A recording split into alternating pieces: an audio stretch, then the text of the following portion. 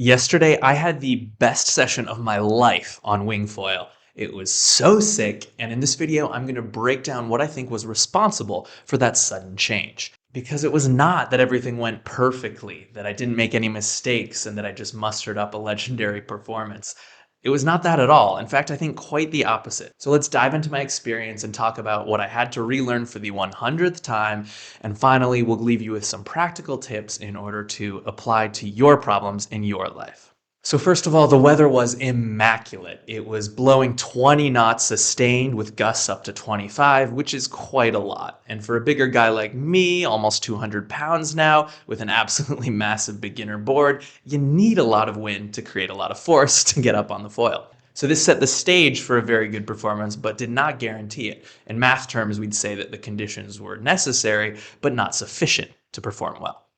And unfortunately, I don't have any video of me wing foiling for B-Reel here. It's a little bit hard to capture when you're an amateur wing foiler and filmmaker like myself. So instead, I'll roll some B-Reel of me training and failing in other aspects of life.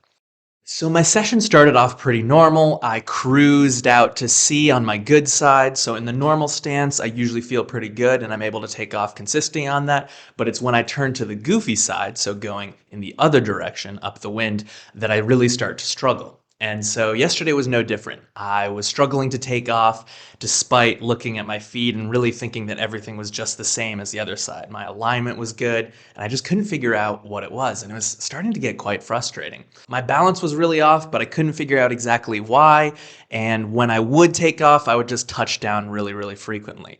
So after a couple failed attempts to come back in, I turned around and went out, and I was paying attention to what I was doing on my good side when it finally hit me. The reason I was so good on my good side, aside from just having more practice and having more skill, obviously, the reason I was doing so well was that I had much less fear of falling. I was able to commit to really going fast, adopting a powerful stance that actually lets me move quickly and with control. I wasn't afraid to let myself fly down the waves and then try to control it. When compared with the other side, I would take off very quickly, but then never fully get up to speed. And I thought it was just technical errors that I was making, but I think really what was happening was that in the moment when I had to actually make those important decisions of where to put my weight and exactly what minor modifications to make, when I was in that moment, my subconscious fear just caused me to hesitate. I would instead put too much pressure on my back foot, losing a little bit of speed. And I would be afraid to fully commit when I did pick up speed to actually acquire enough speed to practice the skills that I wanted to build. So it turns out this is what I was missing on my goofy side.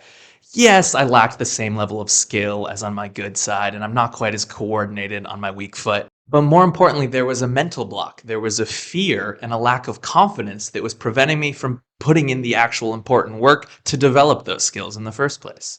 So in order to accomplish that meaningful work, I had to really be prepared to fall often, to fall at speed, and to fall quite spectacularly. So I set myself a little mini game that for the rest of the session, what I would focus on was in the moment where I'm starting to take off or starting to lose balance, I would, instead of backing off and trying to avoid a spectacular fall, I would go all in and try to actually acquire as much speed as possible and allow myself to go faster than I ever had before, to be more uncomfortable than I ever had before, and risk a bigger fall than ever before. And you know what? This is exactly what it took. So I think I can illustrate this well by showing you the GPS trace from the session from my watch. And you can see that over these 2 hours, my speed has lots of spikes in speed and then these massive falls as if off a cliff. Because of course, what I'm literally doing is acquiring full speed and then face planting on the water, coming to a dead stop. And through counting these, I saw that I fell 41 times during the session. I ate shit 41 times just to learn that I needed to scoot my left foot slightly further backwards and then shift my hips slightly more forwards onto my right foot. And that's all I was missing. It was something that simple, but in order to actually learn it, I needed to embrace the fear. I just had to muster up the cojones in order to allow myself to feel pretty uncomfortable spiraling out of control, moving at fast speed above the waves.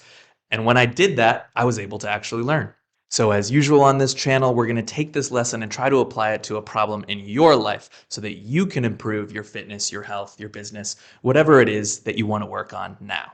In short, you just got to risk it for the biscuit. It's completely normal to feel fear as you approach the limit of your comfort zone. That's what it means to approach the limit of your comfort zone.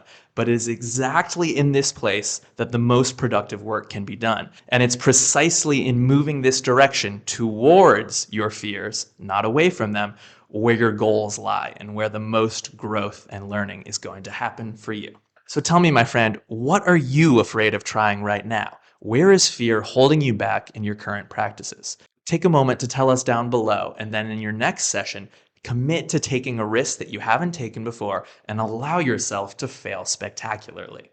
So let's get real concrete here and talk about how you can apply this to training. First, identify one area in your practice that you'd really like to improve, but that scares you. For me, this is improving my 1 rep maxes in a lot of my lifts and actually trying to tackle and achieve the handstand push-up.